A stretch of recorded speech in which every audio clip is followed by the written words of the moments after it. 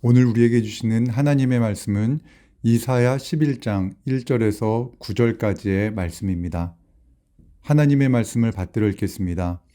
이새의 줄기에서 한 싹이 나며 그 뿌리에서 한 가지가 나서 결실할 것이요 그의 위에 여호와의 영 곧 지혜와 총명의 영이요 모략과 재능의 영이요 지식과 여호와를 경외하는 영이 강림하시리니 그가 여호와를 경외함으로 즐거움을 삼을 것이며 그의 눈에 보이는 대로 심판하지 아니하며 그의 귀에 들리는 대로 판단하지 아니하며 공의로 가난한 자를 심판하며 정직으로 세상의 겸손한 자를 판단할 것이며 그의 입에 막대기로 세상을 치며 그의 입술의 기운으로 악인을 죽일 것이며 공의로 그의 허리띠를 삼으며 성실로 그의 몸의 띠를 삼으리라. 그때의 이리가 어린 양과 함께 살며 표범이 어린 염소와 함께 누우며 송아지와 어린 사자와 살찐 짐승이 함께 있어 어린아이에게 끌리며 암소와 곰이 함께 먹으며 그것들의 새끼가 함께 엎드리며 사자가 소처럼 풀을 먹을 것이며 젖먹는 아이가 독사의 구멍에서 장난하며 젖된 어린 아이가 독사의 굴에 손을 넣을 것이라. 내 거룩한 산 모든 곳에서 해됨도 없고 상함도 없을 것이니 이는 물이 바다를 덮음같이 여호와를 아는 지식이 세상에 충만할 것임이니라. 아멘. 오늘 이 본문의 말씀으로 소망이라는 제목으로 하나님의 말씀을 나누겠습니다. 흑인 어린아이들이 백인 어린아이들과 형제자매처럼 손을 마주잡는 것을 상상하는 일이 그리 어렵지 않습니다. 하지만 1960년대 초 미국에서는 흑인과 백인이 형제처럼 손을 잡는 일을 상상하기가 어려웠습니다. 한 세기 전 링컨 대통령에 의해 노예 해방이 선언되었지만 여전히 미국에서 흑인은 극심한 차별을 받아야만 했습니다. 흑인으로 태어났다는 이유로 백인 경찰에게 무자비한 폭력에 의해 희생되는 일이 있었고 피부가 다르다는 이유로 피곤한 몸이 호텔이나 여관에서 잠자리를 얻을 수도 없었습니다. 자유의 나라, 기독교 신앙으로 세워진 미국에서 흑인과 백인이 형제처럼 손을 잡는 것을 상상하기가 어려웠습니다. 이러한 억압과 불평등이 쌓이면 쌓일수록 절망의 어둠은 깊어져만 갔습니다. 그러한 어둠 속에서 하나님의 말씀을 깊이 묵상한 마틴 루터 킹 목사님을 통해 하나님의 꿈이 선포되었습니다. 그 마르틴 루터 킹 목사님의 연설 중 한 구절을 읽어드리겠습니다. 언젠가는 불의와 억압의 열기에 신음하던 저 황폐한 미시시피주가 자유와 평등의 오아시스가 될 것이라는 꿈입니다.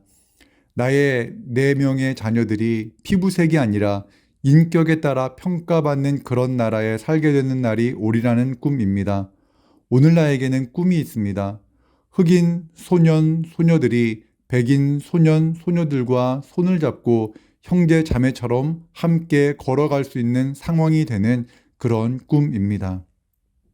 우리에게 익숙한 이 연설은 꿈꿀 수 없는 그러한 참담한 현실에서 하나님의 말씀을 깊이 묵상한 마틴 루터 킹 목사님을 통해 전해진 메시지입니다.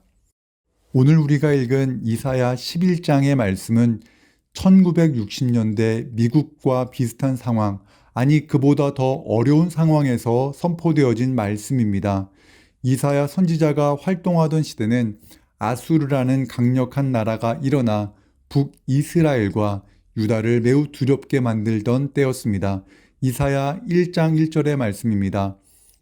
유다왕 우시야와 요담과 아하스와 히스기야 시대에 아모스의 아들 이사야가 유다와 예루살렘에 관하여 본 계시라. 하나님을 온전히 섬겨야 할 유다의 왕이 아수르의 제단을 예루살렘에 만들고 이방신을 섬겼습니다. 그리고 이방 제단을 만들고 그곳에서 제사를 드리는 일에 제사장들이 앞장섰습니다.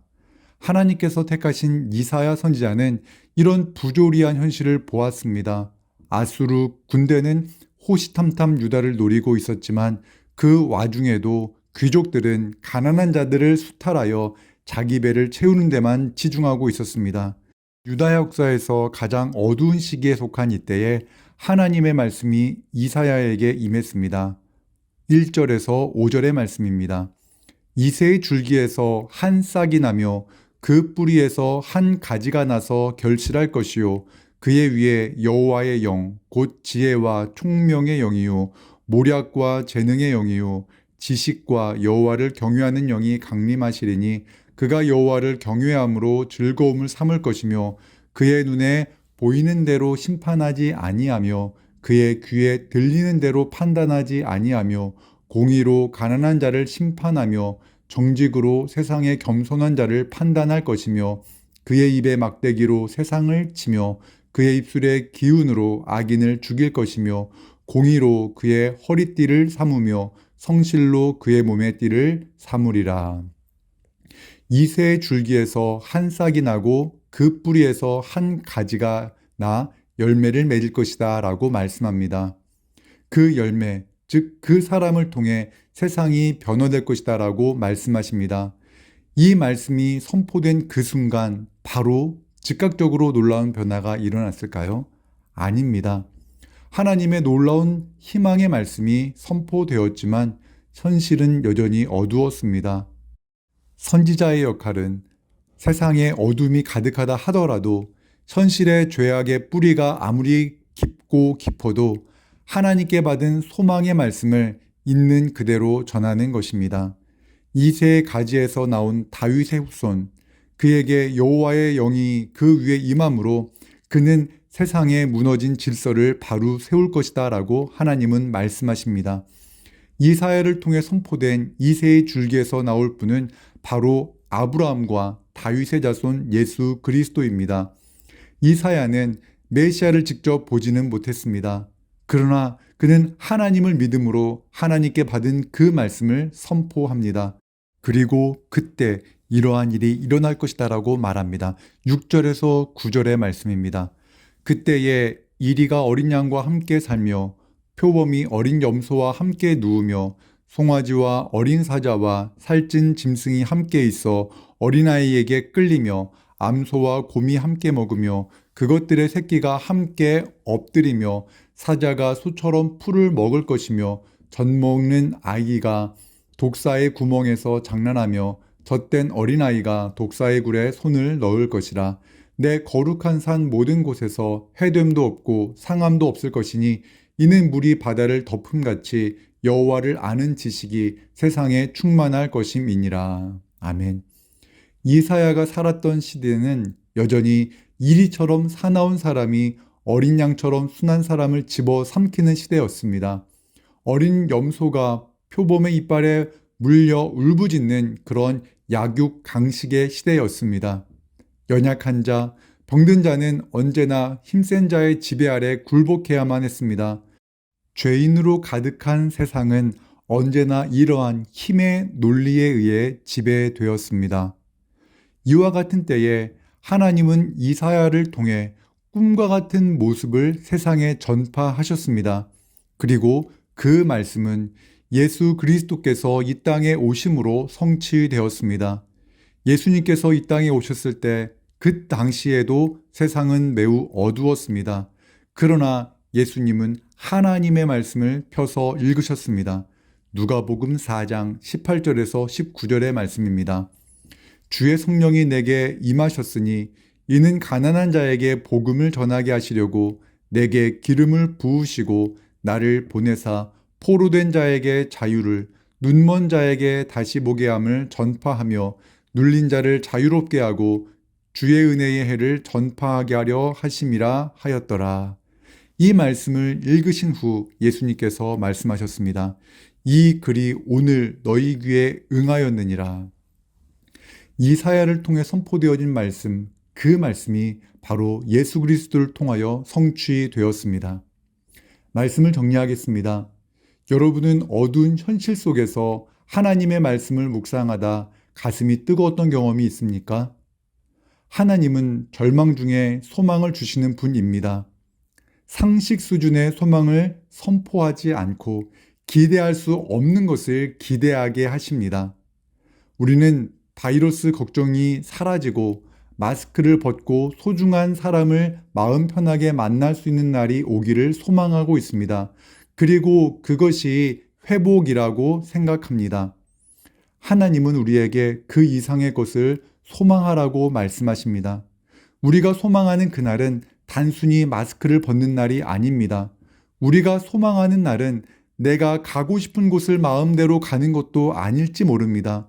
우리가 궁극적으로 소망해야 할 그날은 예수 그리스도의 사랑으로 충만하여 물이 바다를 덮음 같이 여호와를 아는 지식이 충만한 그 날입니다. 그날은 먼 미래의 어느 순간이 아닙니다. 그날은 바로 하나님의 말씀을 깨달은 바로 그날, 바로 그 순간입니다.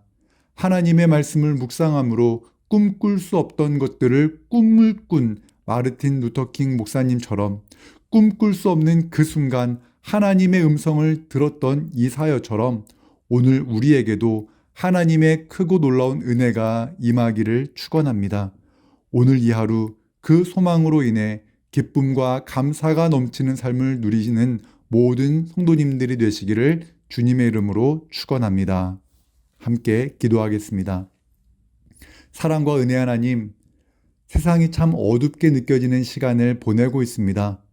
모두가 힘들고 어려운 이때에 하나님의 영을 우리에게 부어주사 주님의 말씀을 깨닫게 하여 주옵소서. 성령의 충만한 은혜로 이 힘든 때 소망을 갖게 하시고 그 소망으로 오늘 이 하루 기쁨과 감사로 승리케 하여 주시옵소서. 예수님의 이름으로 기도합니다. 아멘.